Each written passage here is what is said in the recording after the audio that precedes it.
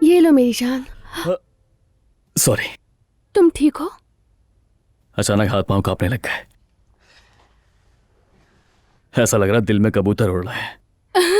इस बात का क्या मतलब है? ये भी दादी जान कहा करती हैं।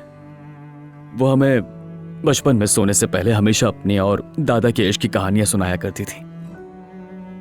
कहती थी दादा को देखते ही जैसे दिल में कबूतर उड़ने लगते हैं, हाथ पांव जैसे सुन हो जाते, जबान बंद हो जाती थी। हमेशा कहती थी कि बड़े होकर समझोगे ये सारी चीजें, और उनका कहना बिल्कुल सही था। अगर कभी दिल में कबूतर उड़ते महसूस हो तो समझ जाना, वही असल मोहब्बत है।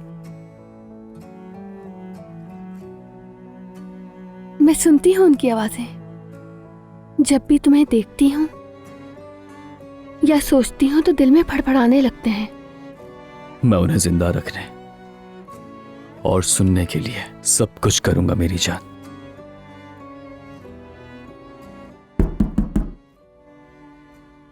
आ गया, इस बार जरूर मेहमत होगा। ठीक है, रिलैक्स हो जाओ। बुरे दिन खत्म हो चुके हैं। तुम यही मेरा इंतजार करना, ठीक है?